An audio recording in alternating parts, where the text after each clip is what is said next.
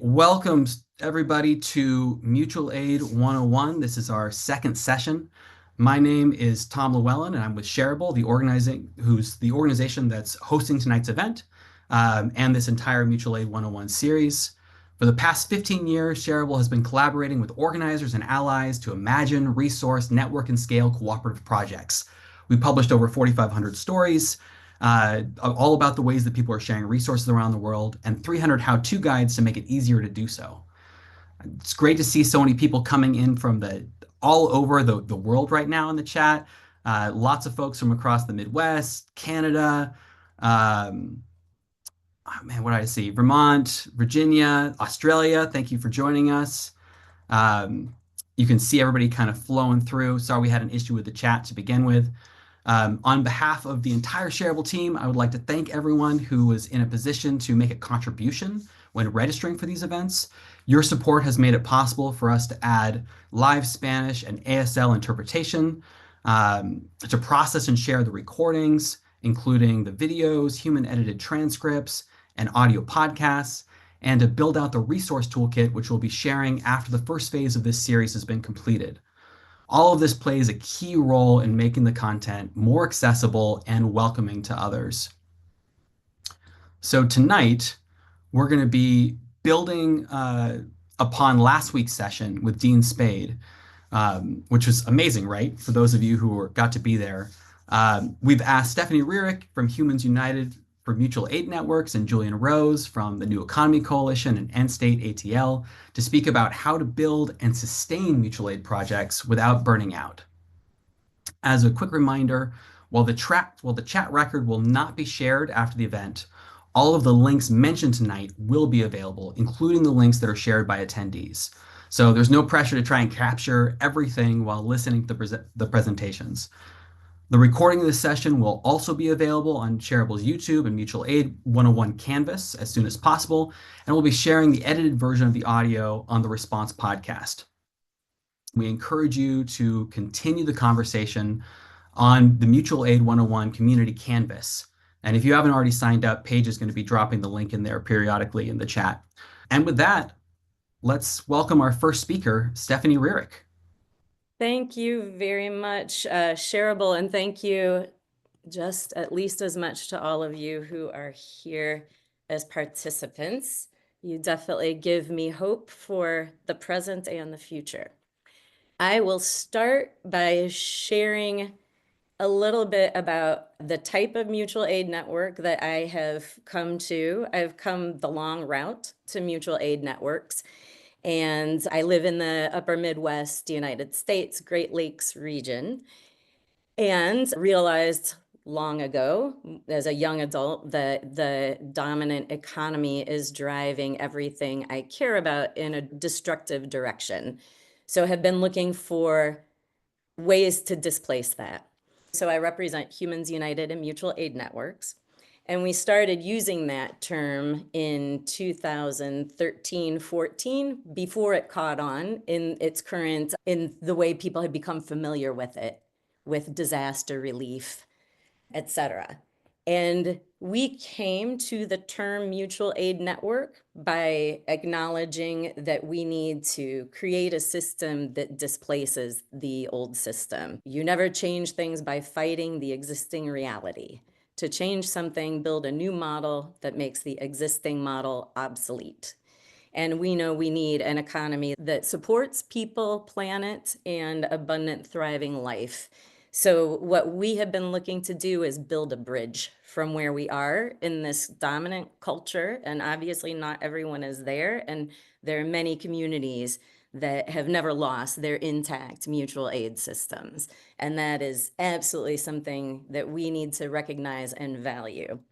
So we realize the term mutual aid network, I'm going to mean broadly and I'll mean specifically. But as you already know, your own body is a mutual aid network. The cosmos are a mutual aid network. Every village is a mutual aid network. And we believe it is the natural ways that people organize ourselves and that we can develop step-by-step friendly ways to get people back to there.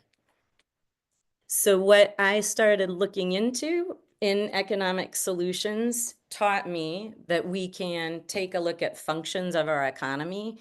And throughout human history, there have been different ways that people have approached sharing and exchanging economically, and they have created very different dynamics.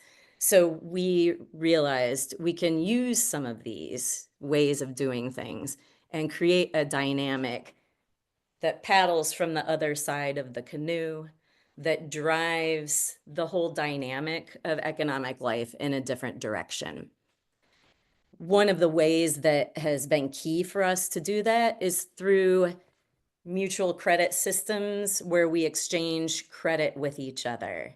So at the top of this slide, you'll see time banking, and that is a basic way of exchanging time instead of money. Everyone's time is valued equally. We don't put a price on our time. All work is valued. Everyone has something to offer. Everyone engages in reciprocity, and community and respect are both core values in time banking. So 20 years ago, I started doing time banking in my community and developed relationships with time banks around the world. More than 40 countries have been using the modern version of time banking. And as I mentioned, people have been exchanging and pooling time since time immemorial. So it's definitely not a new idea.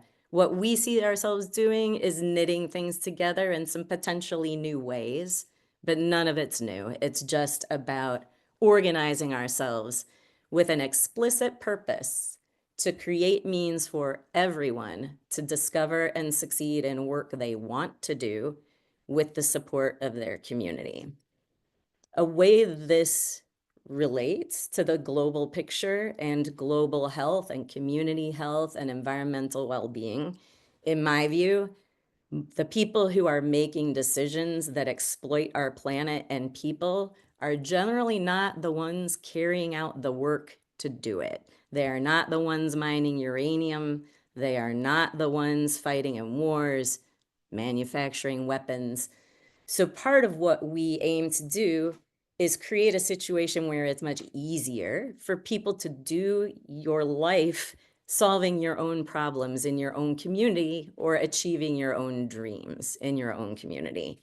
Time banking for us has been a good way to exchange a lot of work that tends to be locked up because people are relying on dollars or euros or bank money for it. And I consider these things to be infinitely abundant and that it's really important not to make them artificially scarce. And these things are caregiving. I think we all can recognize how the current dominant economy just squashes caregiving and exploits caregivers and makes it very difficult for people to get the care they need, for people to take the care they need, take the time off they need. So caregiving, creativity, you probably don't need to tell you how difficult it is to have a livelihood as an artist in this culture right now. So creativity, civic engagement, anything that you would do to improve the political and social supports and landscape in your community. And then also community work, realizing that building community is absolutely essential, and it's an essential human need in every way to have community and a sense of belonging. It's real work to do it, and the dominant competitive economy tends to take us very far away from community building. Since the last 20 years, we have used time banking to make visible what people have to offer in their community and what they need, and then use the time exchange to have services flow more easily between people, make it easier for people to ask for the help they need, make it easier to know what's right around you. So if you want to do a project, we used time banking here in Wisconsin to create a restorative justice circle option for young people. In doing that, we didn't really have monetary funding. So we are attempting to address some of the problems with nonprofit industrial complex and create a situation where people can put money right into a community for community goals they're agreeing to and be able to govern that wisely. The other piece is to be able to displace your need for that bank money because you're using time exchange. And then you're also sharing when you can. And you're also tapping into shared money when you can. And I'll describe those mechanics in a moment. Mainly, when we were starting our restorative justice project, we were able to attract a lot of grassroots members, and all of their time and talents can be the resource base for that project. So one of our neighbors might like to cook and might not have anything to do with the justice picture, but they might cook the meal for the person who gives the ride to the young person who's coming to a circle where instead of getting into the criminal system, they're plugging into a support system of peers and rebuilding more of an informal support network via people getting to know each other by making exchanges that are mutually beneficial. There's a key piece of this that is really important to address, which is that we say the word everyone, and we are quite serious about it. Our vision involves building on and creating networks of real trust in communities of place or practice or passion, and supporting those communities through sharing, through exchanging time. The Common Fund is about sharing money. So when you need money, can you have a pool of it that people can contribute to, and you govern it so an amount goes out, comes back into the Common Fund on a generally agreed upon basis. So those are ways that we can take economic tools and put them toward people and projects becoming more self-sustaining. And what I didn't mention, I'll go back to this slide. We are organized as a type of cooperative, meaning everyone has a say in the governance, everyone has economic ownership. We don't expect people to be in networks where everyone agrees with everyone. We don't expect everyone to be all in one network where you all think the same way. We want and expect a variety of networks and projects in a variety of contexts. A lot of different experiments working alongside each other and choosing to abide by a set of core principles because it's important to us. And most humans have a similar set of core principles.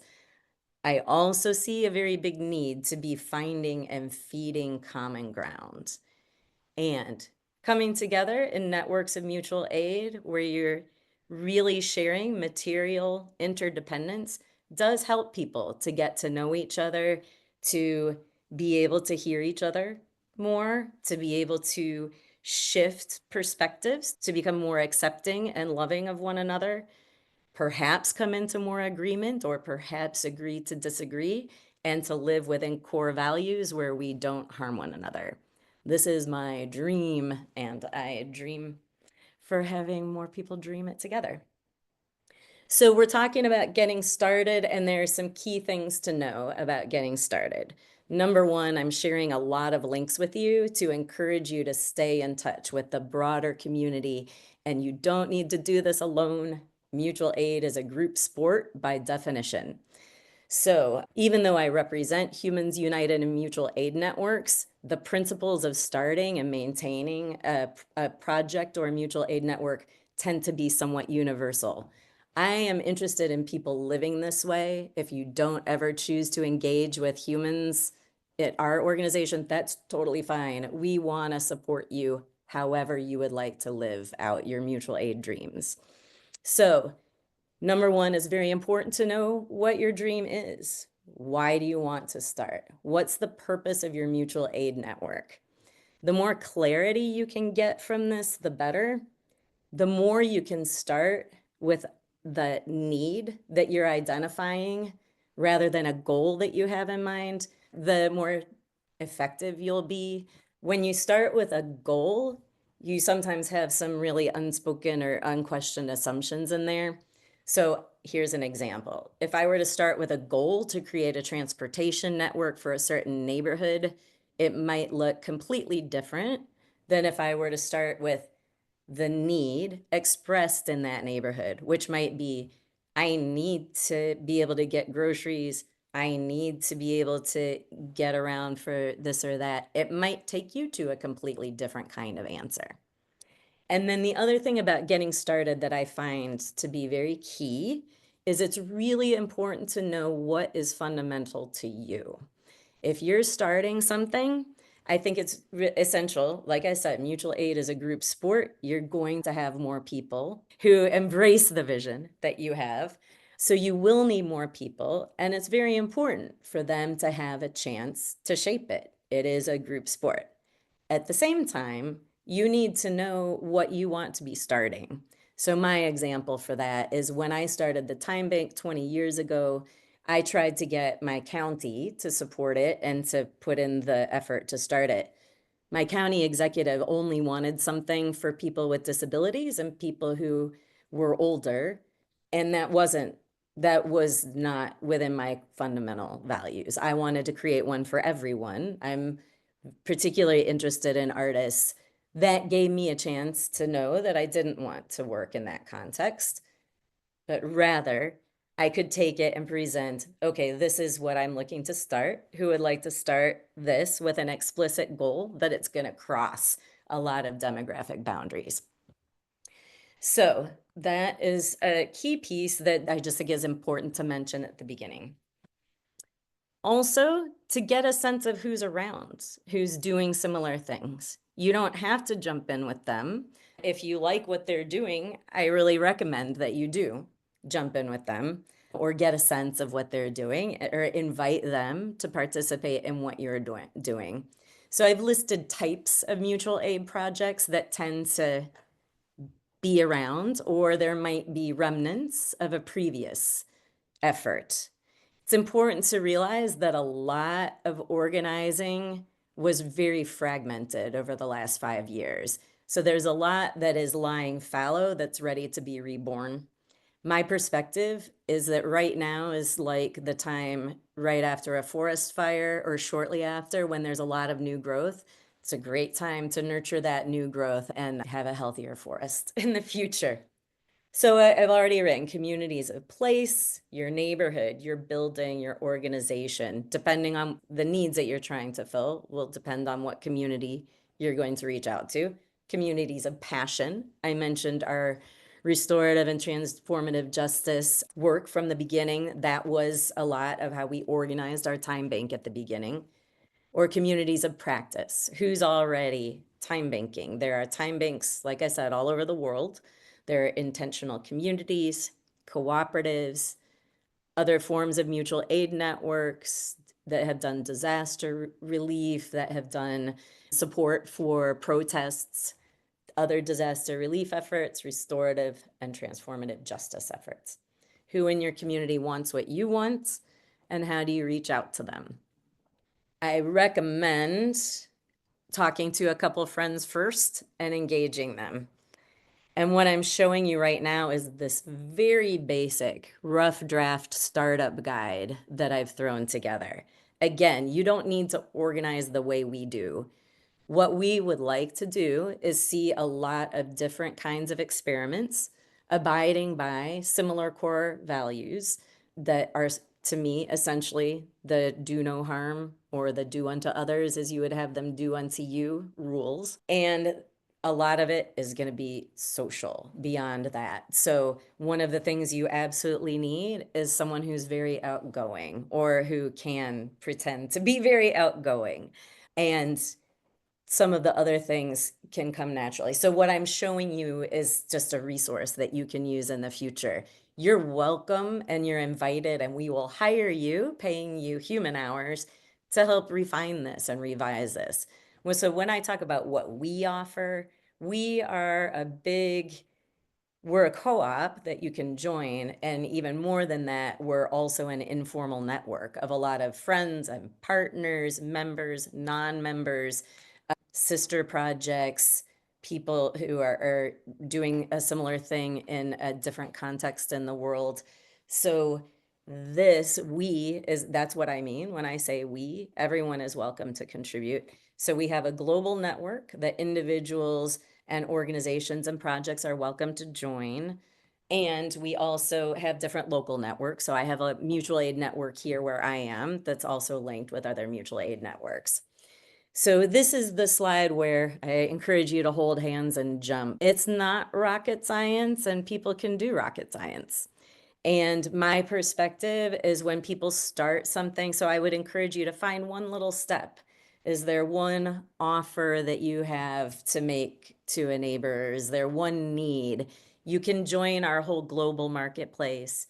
You could join some other time bank or mutual aid network, or you could start your own and we will help you if you want.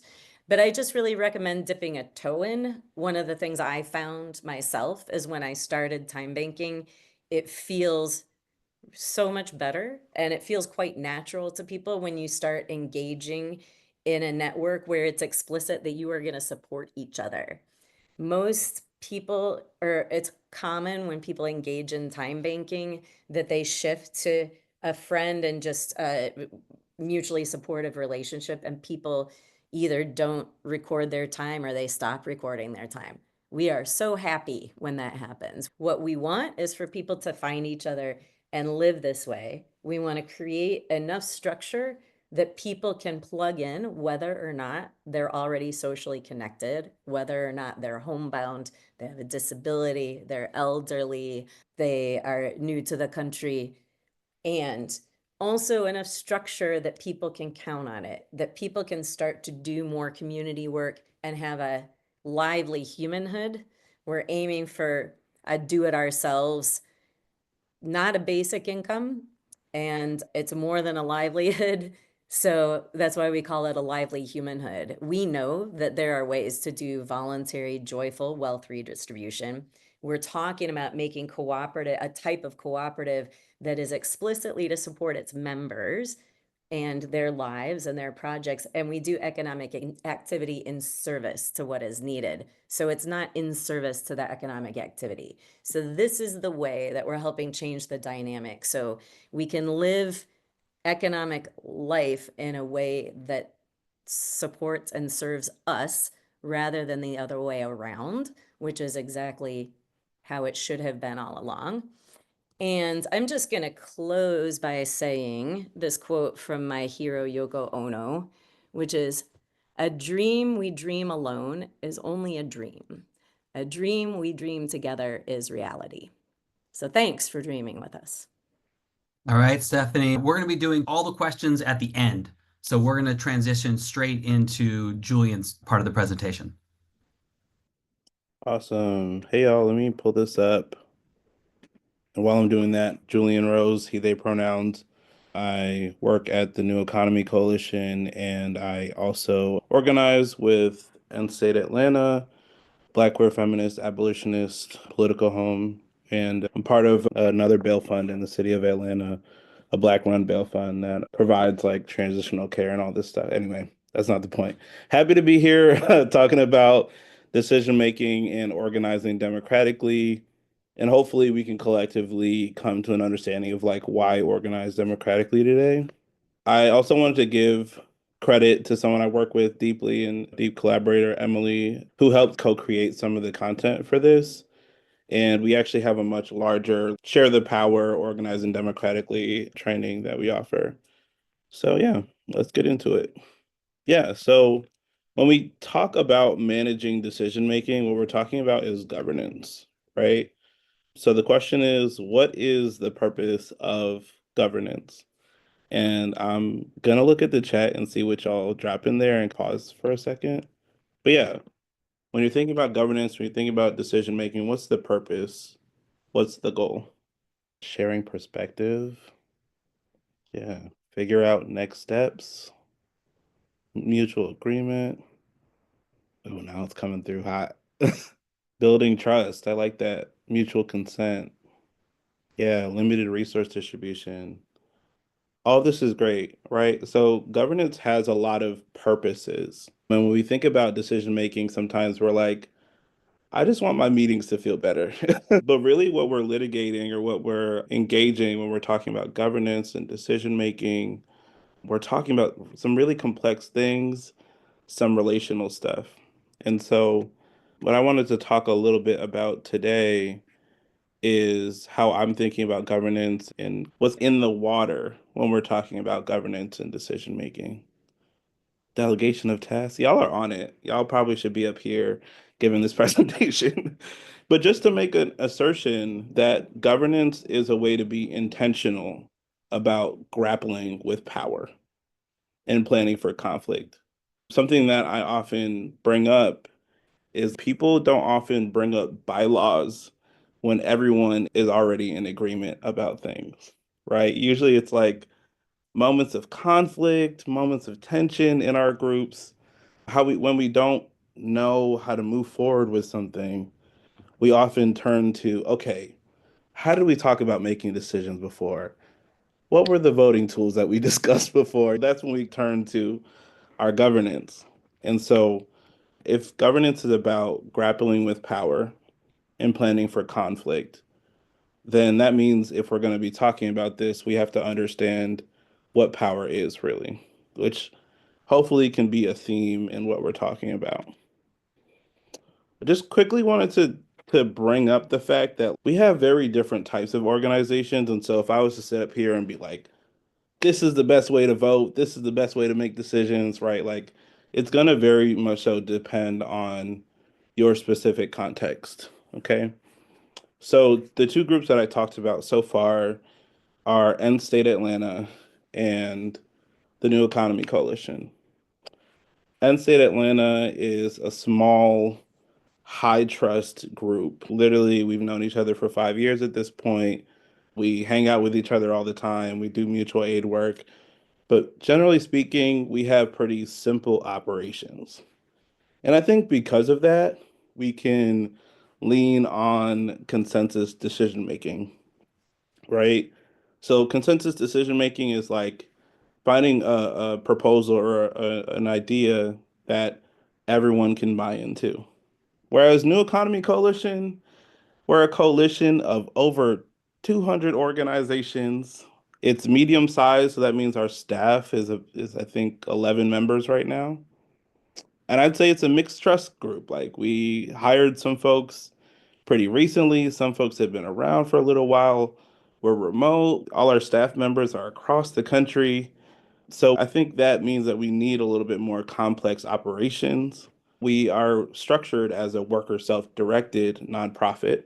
So that just means that similar to cooperatives, the workers are the folks who make a lot of the executive level decisions about things. And we share a lot of decision making power at our organization. So some of the modes of decision making that we use is sociocracy. We do a lot of consent-based decision making, which is different than consensus. Consent is I'm okay with this for now. Consent-based is I'm okay with this for now. And consensus is we are all fully bought into this. That's how I think about the differences.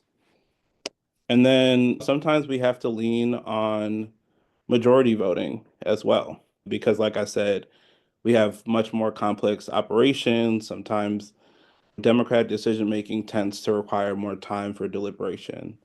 So we just use a lot more varied approaches around decision making and governance within that space. So I just wanted to contrast those things to be like, yeah, every organization isn't going to be doing the same stuff. And that's great. That's how it should be. When we're thinking about what approaches to decision making and governance that we should be using, it's really a question of what do you want to do with your organizing energy, right? Because the energy is going to be expended either way. Going back to what we were saying with the conflict, right? If you don't plan for things on the front end, you will have to deal with them on the back end. So, man, we didn't think about the kind of governance implications of voting on whether we can do this thing with our resources. So now we're fighting about it. Now we're still spending time on this decision, but it just doesn't feel as good as if we had planned for it ahead of time. So the question is really, how do you want to spend most of your energy? And I have this kind of balancing act here because in our spaces, governance is like planning and structure for things. The lack of governance or the lack of structure means that we're often leaning on are relying on the experience of individuals. So I really hope that person makes a good decision, or I really hope that person knows what they're doing. And that can have varied results. Like I said, with Endstate Atlanta, we trust each other, we know about each other's skills in a lot of situations. So we can often rely on the experience of the individuals in this space. Whereas for a more complex situation, we really should proactively plan out and build out our governance so that we can, yeah, so that we can move through things with a more generative energy. So yeah, I think this is just like something to think about, a bit of a tug of war between these two things. So for your group, what are you thinking about spending most of your time on? Reliance on experience of individuals or reliance on governance? For some groups, a reliance on governance also isn't going to feel the best, right? Sometimes folks really need things to feel a little bit more flexible or maybe a little less structured, right? So it just depends on what's best for your space and how you go about achieving the aims of your organization. Something really important, like I am a huge proponent of collective ownership, participatory governance, right? I think sometimes something that we miss is that under collective ownership, all leaders have, want, and need power. It's not about removing power from the space necessarily, although some negative things can happen when power is concentrated for sure. But we can't really get things done unless we're using our personal power, our shared power. So it's really about how are we using power in this space? And this need for power, this the fact that all leaders need power creates the following responsibilities. There is the responsibility to clarify your own relationship to power. Okay. That's very important. Getting comfortable with power, understanding the types of power that you show up with. How do you respond to certain types of power that are being expressed in your group? Super important. And it also creates a responsibility to empower leadership. So that means using governance to make it clear to your organization the ways in which people can express power, both in your interpersonal relationships and within your groups. Sometimes people are really just needing the permission or the go ahead to go ahead and do something. That can be expressed through governance, right? But if you don't make the ways that people can use their power clear, then that means that a lot of folks might feel like there's not clarity in how things can be actualized, right? So this is just like things to think about if we're talking about collective governance and collective leadership. Because in a lot of ways we forget about these both of these responsibilities. We forget to do the personal work to clarify our relationship to power. And sometimes we forget to empower leadership, to clearly articulate what it means to be a leader in a space and have leaderful organizations. Okay. And I'm like so looking forward to the conversations afterward. I see the chat. I've been so excited. On the note of understanding our relationships to power, I loved bringing up this resource of sources of power. Okay. Because I think if we are going to be interacting within our groups and within broader community, we have to be very clear about what we're bringing into those relationships, what we're bringing into to those decision-making processes. So I'm hoping that you're clicking on the link in the chat. It says sources of power, and there's 12 that are listed here. I mean, and there's more complex ways we could think about power for sure.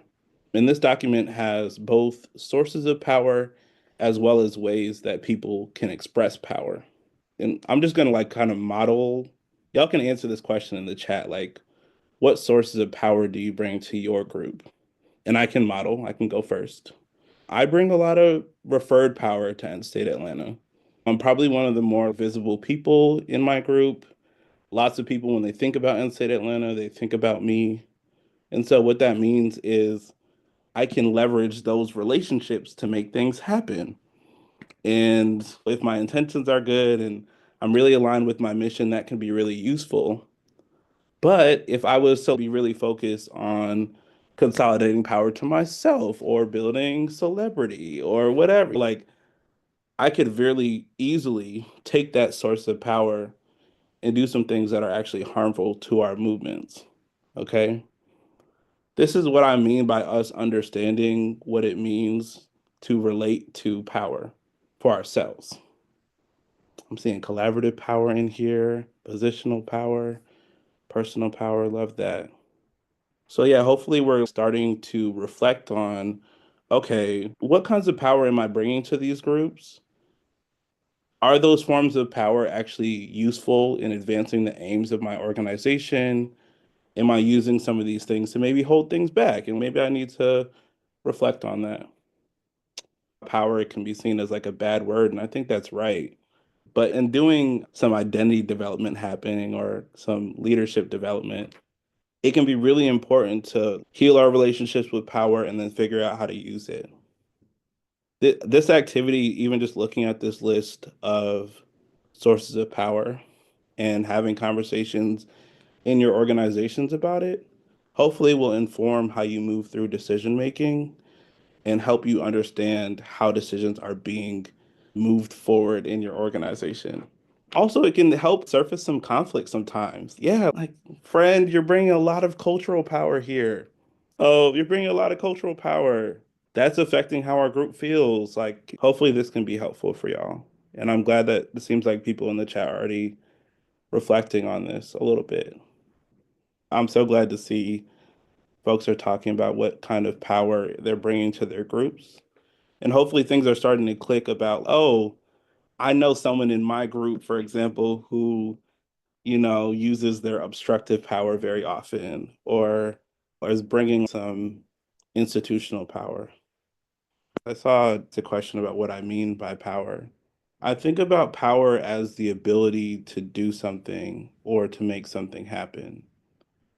And there is like many different dimensions of power for sure. So actually, I can go back. Like this power with, power over, power within, power to, those are different expressions of power. But yeah, fundamentally, I'm just talking about the ability to do something. Yeah. And I actually learned that definition of power from some Latino organizers that I know that helped me understand what poder means. So that was a cool experience. Yeah, let's keep moving. Thanks for the questions. So I wanted to highlight and contextualize critical analysis of decision-making processes because I was invited here to talk about decision making, and I feel like I've mostly been talking about power. A couple of things to think about, right? And I saw some discussion in the chat interrogating this first one, which is in designing a process with whether we're talking about mutual aid or organizing in general, have we just rebranded existing harmful dynamics? One of the things that made me think about this question in my own mutual aid work is trying to decide how we allocate resources, basically. And I saw a group that was basically using an application form that community members could basically apply for funds, which I'm not judging because I think we're all reconciling with like how do we use our existing tools to advance our work. Um, but I asked this group basically, are you using this information to decide who is deserving of these resources or not? Like basically, why an application versus a request form? The reason that came to mind for me was because nonprofits have historically been small groups of people in a professional class making decisions of their own accord who does and doesn't deserve resources. And so I think it's important in our mutual aid work to be thinking about to take a moment and pause and think about the design of our work and think about, okay, have we just rebranded something that was already harmful, something that already existed? Have we just found cooler, better terminology to describe it? And are we staying true to our politics is super important in assessing how your decision making is going and all that stuff. I hope that like kind of example is clear and happy to talk about this more in the questions portion. if we are like withholding or consolidating power, consolidating resources, why are we doing that? Is this necessary? So, for example, a lot of groups will make decisions about how quickly, if you have a budget for your mutual aid project, groups will have to make a decision about how quickly are we going to basically redistribute that or spend it down or however you want to phrase it. Is there a good reason for you saying rather than distributing all of this at once, we are going to budget it so that we can do a certain amount every single month? Is there a good reason for that? What political ideologies or commitments are undergirding those decisions? Are we operating in any personal feelings that are informing those decisions? All these things are really crucial for how we engage in planning for mutual aid, right? For example, we talk often about this scarcity mindset, which we live in an environment that definitely promotes scarcity as our reality, right? And artificially creates a lot of scarcity too.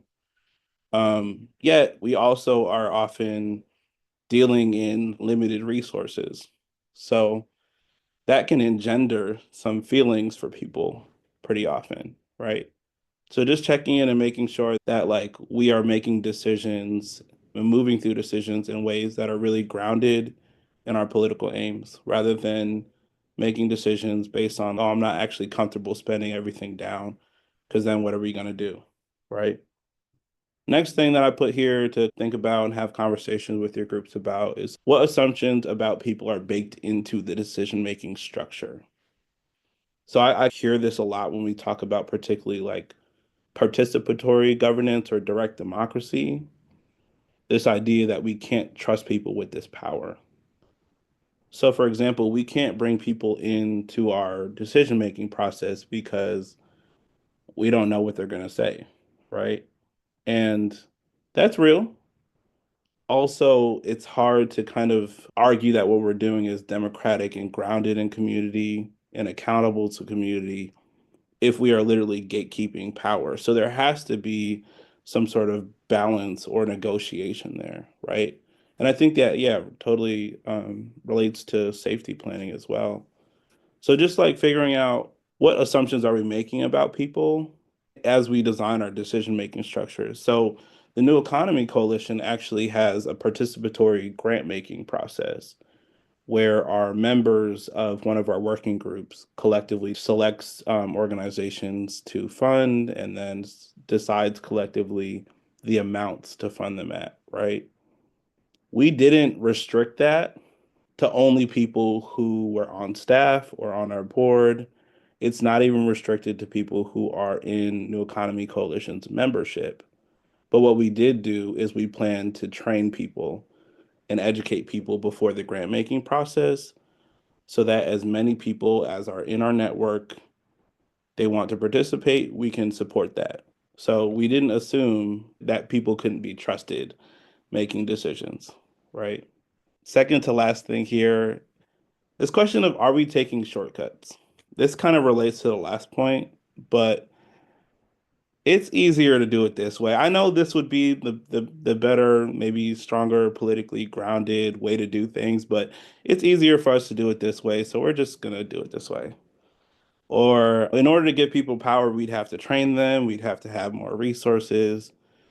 So, and we don't have those resources, so we just won't give them power in our decision-making processes. Right? Some of these things are negotiations or real conversations that folks are having in their mutual aid spaces. So I kind of understand those things to be shortcuts, right? One of my friends kind of jokes about people saying, we don't have time to organize people, or we don't have time to explain people concepts. And it's like, we are organizing. The entire purpose of this is to help people understand concepts that they don't yet understand so that they can take up political action, right? So, how do we try to prevent ourselves in our decision making and our mutual aid work from trying to take shortcuts, right? Trying to cut out organizing processes, right? Because then we end up with organizing groups that don't have a grounded base of people, right? Which creates other challenges. And then the last thing I wanted folks to think about, and then I think we will have time for the questions and stuff, is our structure or governance addressing our goals and needs? If you could drop tyranny of the structurelessness again in there. I brought that up because even groups that have hierarchy can have structurelessness, right? Hierarchy is not the only value that needs to be understood when thinking about structure, decision making, and governance. You can have hierarchy, and the structure isn't actually addressing the goals or the needs of your organization, right? So I think sometimes when people are really gung ho about centralization, they try to act like decentralized organizations have no structure at all. That's not true. Or maybe railing against horizontalism as well, try to act like there's no structure. That's not true. The structure that's valuable is the structure that meets the goals and needs of the organization. Okay. So you really have to look, is the way our organization is set up, is the way our decision making processes set up actually addressing our goals and needs, or did we just adopt something because it was all we knew? And I think that question can help us be more curious about what else is out there in terms of structuring organizations, in terms of governing our work. And I would highly recommend looking at tyranny of the structurelessness. It's funny because I think when people are like not wanting horizontalism to exist, they often cite tyranny of the structurelessness. But in the actual reading, if you read it, it says this applies both to horizontal organizations and organizations that have hierarchy. So I think it's interesting when people quote the title, but the actual reading is much more nuanced, which y'all probably know happens very often. But yeah, think about the structure of your group and how you're moving through decisions. Is it actually helping you advance your goals and needs? And if not, what kinds of pivots do we need to make? Um, I think that is about my time. Thank you so much, y'all. And I'm looking forward to talking through the questions.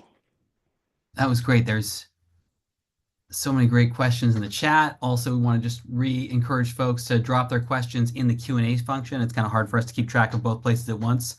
And to go through and upvote questions that you're seeing in the Q&A section, so we make sure we grab the ones that people really want to hear from in the time that we've got together.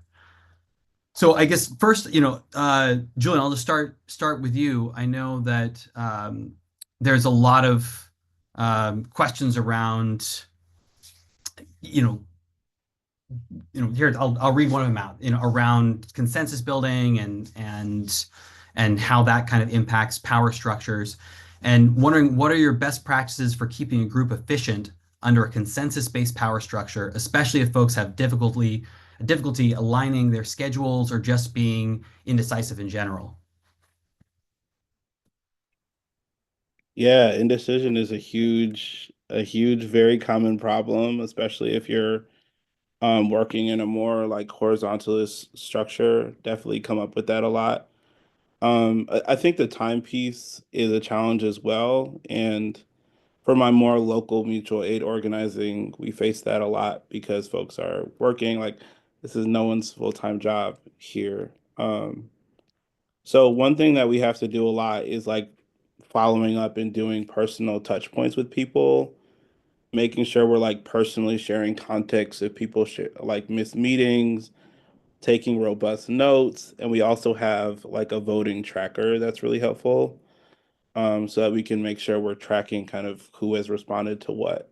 Um, those are some of the things, but I think in general, consensus decision making, you're sometimes the decisions will move. I don't want to characterize it as like it's always going to take longer, because sometimes it's like, oh yeah, we all agree, let's move on. But sometimes you're going to have to be comfortable with slowing things down. Something that's very, very important for that though is that you have to. There might be moments where you're like, this, uh, this decision doesn't seem to be moving forward, and kind of asking the group do we need to change the type of decision we're making? Do we need to rethink our program plan or something like so making pivots sometimes kind of can help you get unstuck if you're using consensus decision making. So those are some things I would recommend. Yeah, and can you clarify what when you say voting tracking, are you using some sort of a platform? Are you documenting that by hand? What does that process look like? Sure, yeah. Initially set one of those up in like I don't want to promote Google, but Google Sheets. Ugh. And there's also this really cool tool called Lumio. It's Loomio, and that helps people have kind of discussions and polls and votes on online asynchronously. And so that's a tool I learned about much more recently, and I would love to transition Endstate Atlanta over to that soon. But yeah, I would Yeah, and recommend. Lumio's been used. I mean, it's been around for I think almost a decade at this point in time. Small groups use it, but also, the political party in Spain, Podemos, has used it for their decision making, right, for distributing. It can definitely scale. And we actually have articles about this on Shareable as well. Um, so just staying on power dynamics, and then we're going to bring Stephanie back in here in a moment. Um, but there's definitely, you covered a lot about the different types of power. One of the types of power that I think um, shows up a lot within spaces is just around longevity, right? So somebody is a founder or who's been part of a project for a long time, holds a lot of institutional knowledge, and it can be very slow to be able to transfer power out of that person's hand or those people's hands into the larger group. And it's something that, can come up and really fester and split groups apart. And just wonder if you can kind of touch on that a little bit. Sure, yeah. I learned not that long ago that there's a thing called founder syndrome.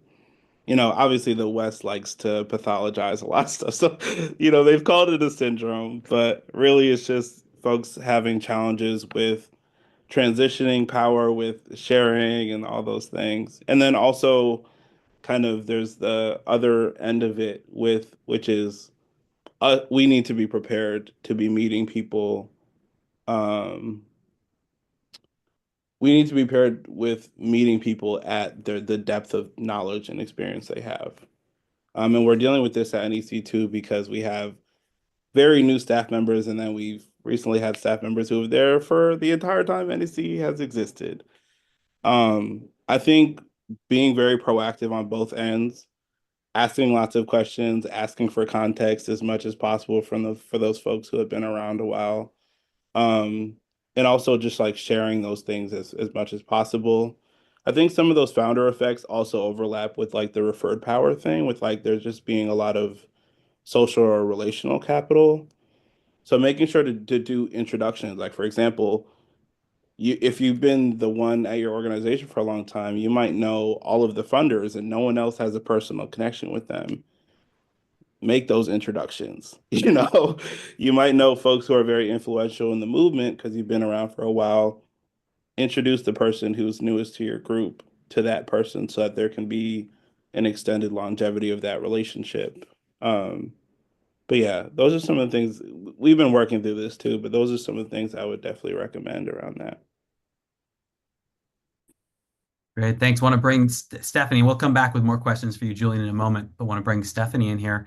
And one of the questions that's coming up is, there's a lot of questions related to time banking, which I want to give a chance to get to in a moment.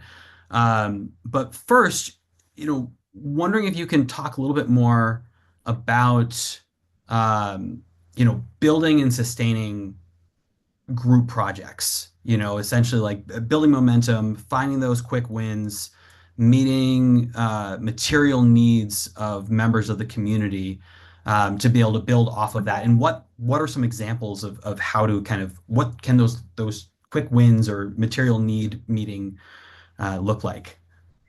Yeah, so again, if you are coming from a place of identifying a specific need that you're looking to fill, that will help you get started.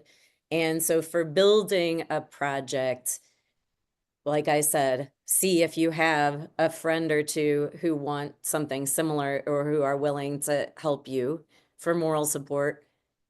Find someone who is willing to be outgoing or fake it briefly until you find that person. And what I have done that has worked really well is used flyers and reached out to communities or organizations that I knew had similar goals. And my community has these little neighborhood newspapers that are paper and everyone reads them. And I really recommend that kind of thing to people. And we started by having at a library an informational session. The people who came to the library joined up and said what they can do and what they want out of it. Again, addressing the specific needs. So we started in a neighborhood that didn't have a grocery store and had a large number of older people in it. So it was easy to find that need. And then we launched with a dinner, and everyone who came to the library meeting was offering a role in carrying out the dinner. So whether you use time banking or not, we used time banking and that's how we started. So we offered hours to everyone who helped. Then they have hours to offer out to other people in the community so it can just start to flow on its own. But then you have the meal, you've done some community building, and every single step of the way, I think it's really helpful to remind yourself why you're there. What do you want next? So when you're having the meal, how do you set people up to take the next step? So maybe someone found a match where someone provides rides and someone needs medical transportation. So how do you solidify that? And it's those very specific actions. Anytime you can find the one thing that's actionable, actions will solidify and create a new habit where words just won't. And like I said, I know there's a lot of questions and context about time banking, and I wish we had hours to go into it. But as I mentioned before, when people participate, it feels natural. They tend to not record their hours or not for very long, and they build relationships, but it is a way to give a bridge from into that. And sometimes people have to know that they can count on their hours. So there are, okay, so then getting back to the getting started and building, when you have those successes and wins and examples, you share them. When you have people come to an event, you get their contact information so you can stay in touch with them. At the beginning of our time bank and then the mutual aid network, when we're first starting off, I made some sign up sheets where people would say, I want to help make this happen. I just want to participate. Let me know when it's underway. And to give people a chance to self-identify. For me, it's very important to invite the people you don't already know. I understand why people want to stick with the people they know to start. And you have my blessing, however you want to approach this, if it's within core values. And I think it's really essential that, again, I'm not interested in another economy that only works for some people and exploits other people. So I do want to create a situation where we're creating a healthy, friendly economy that drives people to their highest and best behavior and drives systems to better behavior. So those are things I've seen happen. So yeah, always celebrating your successes, acknowledging when things don't work, and that is also really essential. And for me, a lot of this is a cultural shift where we can support each other to take some risks.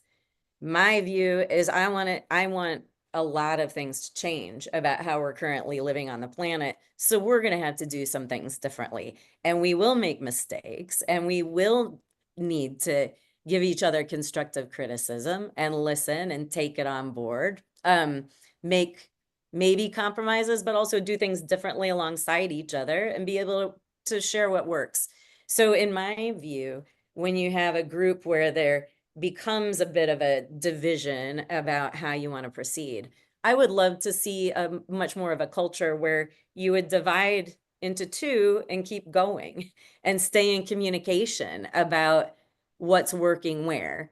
or not, but a lot of times a group will have conflict and they just disband and nothing happens again. So I'm hoping that what I would like to do, actually, whether it sounds cheesy or not, I've finally become comfortable saying, I want to see a loving economy. I would like to see a loving human family. So a lot of being a loving family is hearing each other's differences, agreeing to disagree, and deciding to maintain. So the love is the basis, or the compassion, or the understanding that we all deserve a place on this planet. If that is what you believe, that is what I believe. Can I go into the disability piece, or are there more that Yeah, you want me to share about let's closing? stay on the time banking thing for a moment, and then I want to Yeah, move us over towards talking about burnout and how to yeah. work through some of that stuff. Yeah. So I talked too long about time banking, partly because I like it, but just kind of focused there. But I gave short shrift.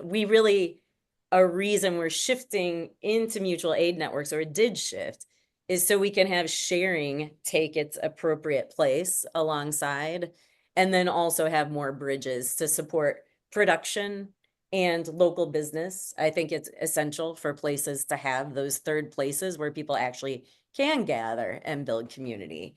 So, and then there were a lot of questions about time banking and disability. And our experience here and in a lot of places is that time banking is very good for creating opportunities for people with disabilities to engage more fully in their community. So people have raised the question about if it might take longer to do a certain task.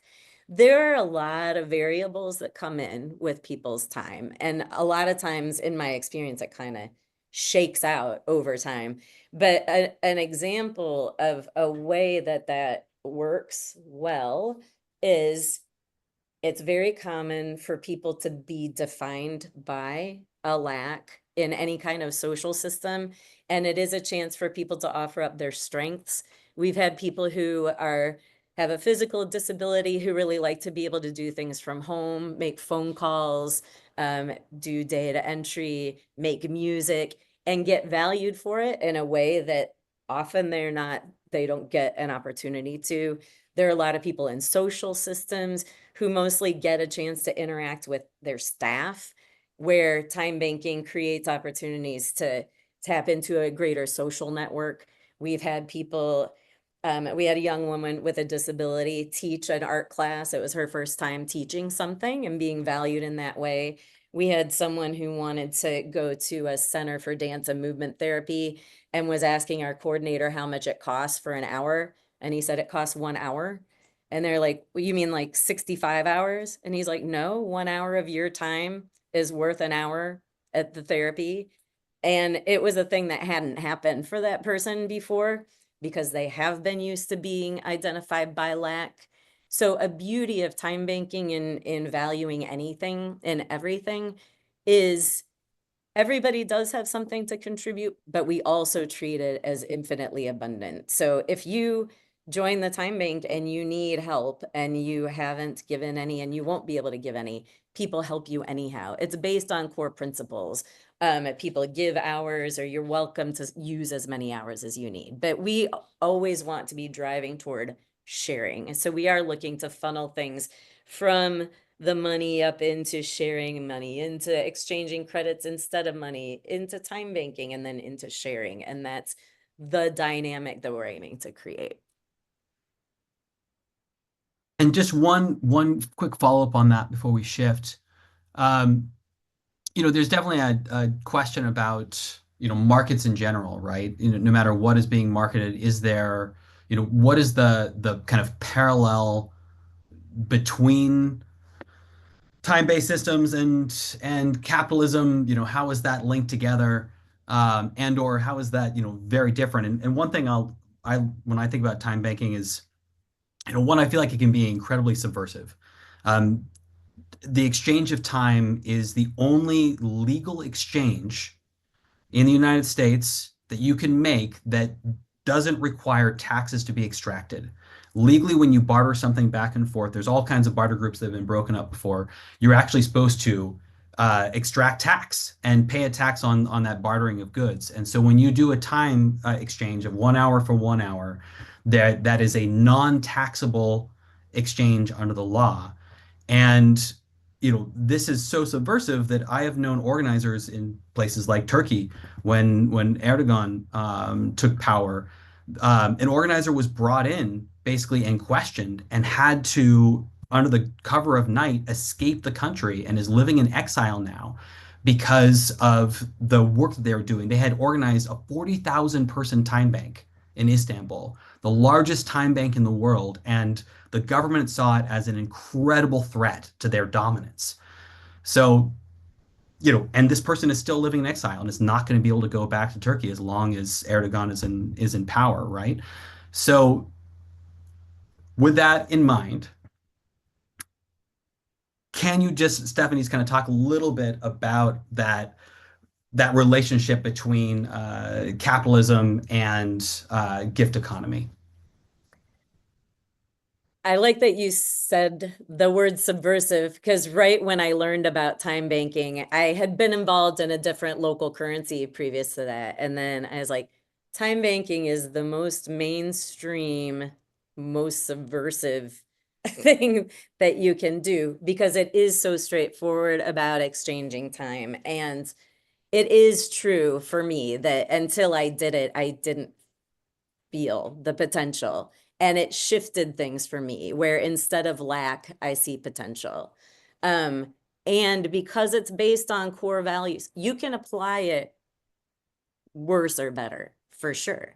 There have been a ton of things. And same with outright sharing, same with any of this. It can be better or worse. That's why the governance and the social part, and that's a reason we wanted to make a networked cooperative. So we have some actual, like, some somewhat agreed upon accountability to one another to lift each other up to higher standards. So I appreciate there are real criticisms that can be leveled and that we have to be careful. And my experience is, again, that people start in time banking and it moves them into community and sharing. And it's just how I've seen it happen a lot. If people aren't ready to move into community and sharing, they're still here. They're still engaging in economic life. And if they're displacing some of their exploitative economic activity with some community-oriented time banking, whether or not they're doing it for what we think or what anyone thinks are the right reasons, it is still shifting things, and it is still shifting their behavior. And again, everyone living up to their highest and best self is going to be a variety of highest and best. Someone's highest and best might not feel good enough to someone else. And we're talking about the 100% in our version of mutual aid networks, and we're accepting that and doing our best to, again, keep that vision alive. Thanks, Stephanie. Julian, I want to bring you back into the conversation.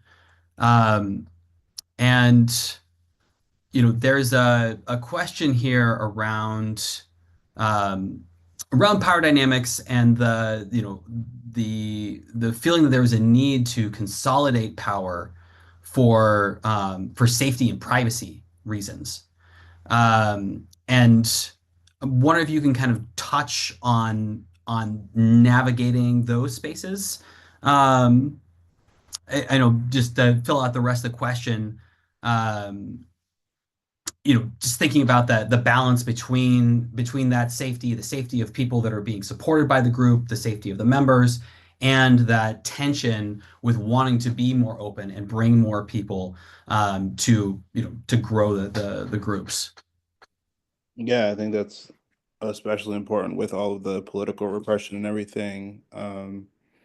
Like our mutual aid groups in Atlanta were being very much so targeted over the last couple of years. I mean, mutual aid has been targeted by the state for forever, but around the Stop Cop City movement, yeah, things have gotten especially hot. Um, and yeah, being in a bail fund at a time when there's bans on bail funds and all this stuff, that it just creates an air of like, yeah, we really need to be careful around how we're bringing people in. Um, I think some of our mutual aid groups have really leaned on having more robust onboarding processes, really trying to get to know people and doing extensive trainings, asking for folks to be vouched for, etc., to kind of try to like be in the process of still bringing people in, but also, um, yeah, really trying our best to vet folks as much as possible. But I think the key is like, I mean, and this isn't going to be appropriate for every organization all the time, but having a pathway for gaining power is important. And not just gaining power as like a singular person having power, but just like participating in governance processes or decision-making processes. So if what I'm saying is if things are completely shut out, I think it's important to have a good reason for that, you know. Um, None of us who are organizing dropped out of our parents, right?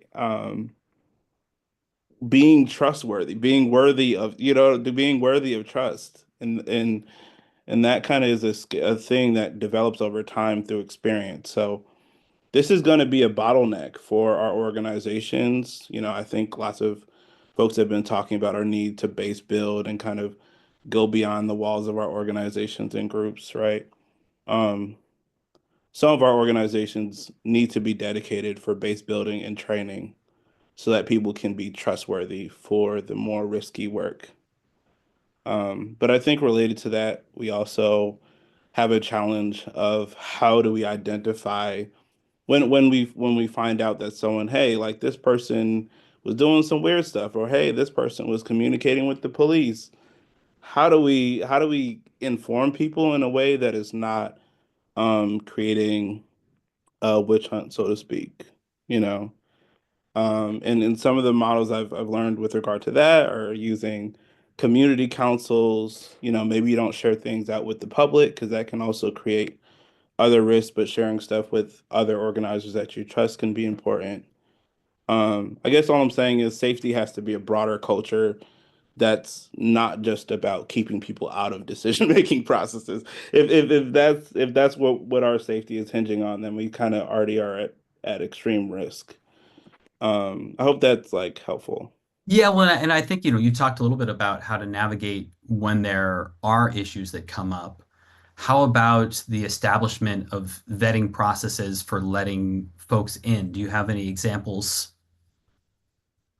to Yeah, speak there with any groups that you're working with?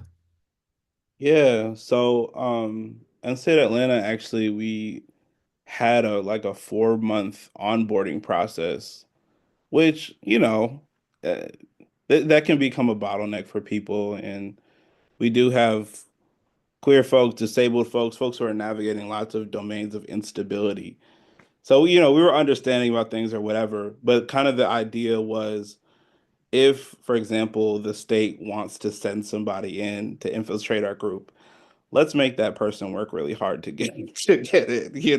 That was some of the idea of it. It's like they got to pay somebody to really be around for 4 good months to be around and sit through our trainings and articulate our politics very clearly to us, and hopefully maybe what we're doing is not enough of a threat for them to invest all that. But at some point it will be, right. If our organizing is effective enough, at some point we will get there. um, but I also think as we build out kind of like Stephanie's talking about mutual aid networks and things like that, us thinking about defense and security is going to need to get a lot sharper. We're kind of overdue for that right now, in my opinion. But yeah, I hope that example was helpful. And we're going to be the next session is going to be focused on um, kind of legal, financial, and security aspects of mutual aid networks with folks that work in each one of those spaces. So we're gonna go very deep into that next week. Um, so one big question that we haven't really tackled yet is around the issue of burnout. Of over involvement of taxation of our bodies in doing this work. And it's something that causes a lot of groups to splinter and a lot of people to step away from movement work, especially.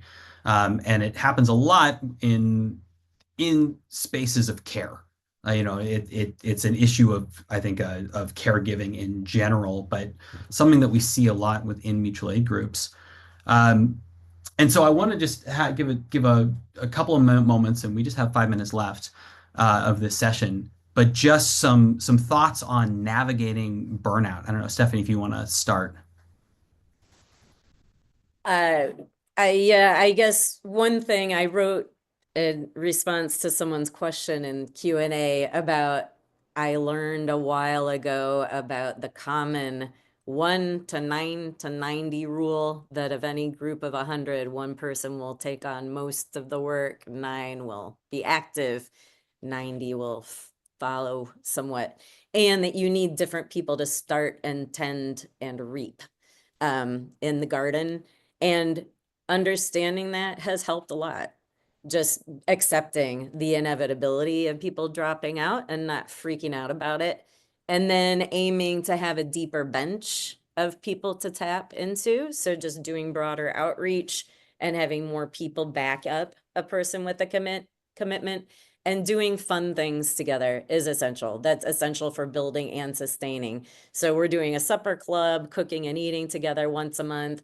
We do art events, we do a peace practice, things that fill a felt need and that are joyful ways to come together will help you feel better, and they'll bring more people who stay longer. Thanks, Stephanie. Julian? Yeah, I agree about the doing activities. I think that one thing I have been thinking about is in my own personal life is like I was thinking all I needed was like rest to pull back from the world, isolate, sleep more, be more stationary. But I realize there's like this third category, which is reinvigoration, and we need things to fill us back up and excite us and inspire us. So I've been thinking more about that for my own organizing context. How do we reinvigorate each other? And the other thing I was thinking about was I saw the book was referenced earlier, Care Work by Leah Lakshmi, Dreaming Disability Justice, I think. And in that book, they talk about, um, organizing with disabled folks requires us to get comfortable with things being canceled or rescheduled. And I think some of the pressure that we put on ourselves to not do that kind of can drive some of the burnout, right? Um, so I think Stephanie's right about like having some sort of like flexibility with ourselves and each other, building in fail safes to our organization, and building the field truly. Like I'm an educator, by commitment. And I think if we're not constantly kind of building out who's prepared to do this work, we will definitely burn out. That's a guarantee. So we have to kind of lean into that as well. All right. Well, I think we're going to need to call it there. Thank you so much. In an effort to respect everyone's time, want to stop on time. Um, Big round of applause and appreciation to both you, Stephanie and Julian, to our interpreters for Spanish and ASL. Thank you so much. Want to let folks know that the chat was awesome tonight. Thank you for your contributions, your provocations. Let's please keep this conversation going on Canvas. That link is getting dropped in if you haven't signed up yet. We also will be back again next week, as I mentioned, for our third session focusing on legal, financial, and security basics with Erica Sato from the Sustainable Economies Law Center, Elijah Baucom from Everyday Security and the UC Berkeley Cybersecurity Clinic, and Sarah Phillips from Fight for the Future. That link is also getting dropped in the chat. We'd also appreciate, Paige has been doing a great job putting the links in there, and they're getting kind of jumbled up right now with everyone saying goodbye and thank you, which we really appreciate. But there's a link going in the chat for a quick 5-minute survey. We'd love to get your feedback. What's working for you in this session, these sessions in general? What would you like to see happen differently? We're continuing to build out this series, and we need to do this collectively. I also want to let folks know if you want to Follow us on social. We love that at shareable underscore Graham on Instagram, share dash able on Blue Sky, and at shareable on Twitter, Facebook, and LinkedIn. All of these links will get posted to Canvas tomorrow. We'll be getting the video recording out as soon as possible. We'll be releasing the audio of this on the Response podcast and trying to make this content as accessible as possible. On behalf of our entire Shareable team and everybody who supported, provided content, and everything else tonight, want to just appreciate you once again. And until next time, take care of each other.